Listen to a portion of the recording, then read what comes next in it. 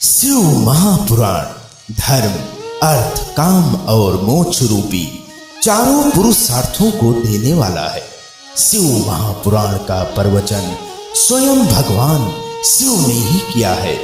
महर्षि वेदव्यास जी ने सनत कुमार मुनि के कहने पर इस पुराण को लिखा है। मूल शिव महापुराण की श्लोक संख्या 1,00,000 है, परंतु व्यास जी ने इसे 24,000 श्लोकों में संक्षिप्त कर दिया है। पुराणों की क्रम संख्या के अनुसार शिव महापुराण का स्थान चौथा है। यह पुराण समस्त पुराणों के माथे का तिलक माना गया है और इसमें वेदांत, विज्ञानमय तथा निष्काम धर्म का उल्लेख किया गया है और इसके साथ ही इस ग्रंथ में श्रेष्ठ मंत्र समूहों का संकलन भी है। जो बड़े आदर से इसे पढ़ता और सुनता है वह भगवान शिव का प्रिय होकर परम गति को प्राप्त करता है। शिव का अर्थ है कल्याण। शिव के महात्म्य से ओत प्रोत से यह पुराण शिव महापुराण के नाम से प्रसिद्ध है। भगवान शिव पापों का नाश करने वाले देव हैं तथा बड़े सरल स्वभाव के हैं और इनका एक नाम भोला भी है। अपने नाम के अनुसार ही बड़े भोले भाले एवं शीघ्र ही प्रसन्न होकर भक्तों को मनवांछित फल देने वाले हैं।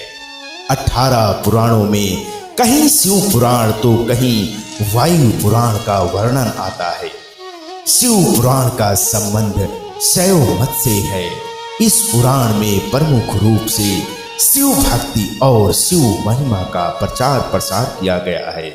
प्रायः सभी पुराणों में शिव को त्याग, तपस्या, वात्सल्य तथा करुणा की मूर्ति बताया गया है और कहा गया है कि शिव सहज ही प्रसन्न हो जाने वाले एवं मनोवांछित फल देने वाले हैं।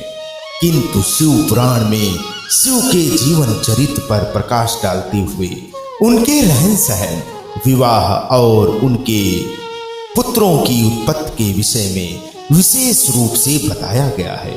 भगवान शिव सदैव लोकोपकारी और हितकारी हैं।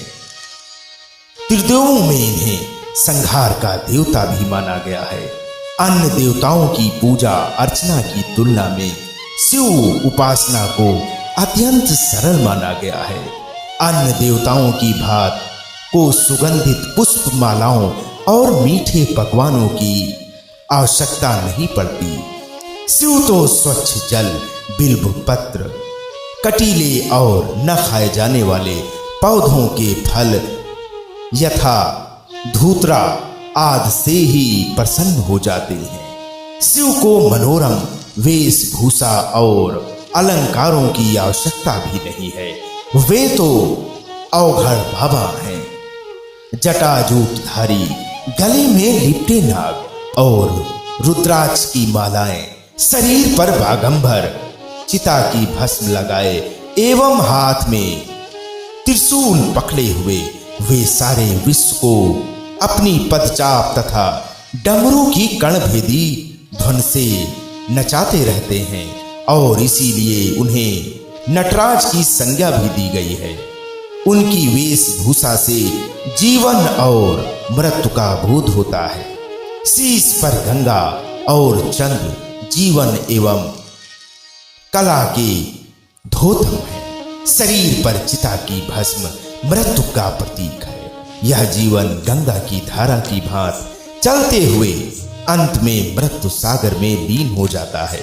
भगवान शिव नीलकंठ भी कहलाते हैं क्योंकि समुद्र मंथन के समय जब देवगण एवं असुरगण और बहुमूल रत्नों को हस्तगत करने वाले मरे जा रहे थे, तब कालकूट विष के बाहर निकलने से सभी पीछे हट गए।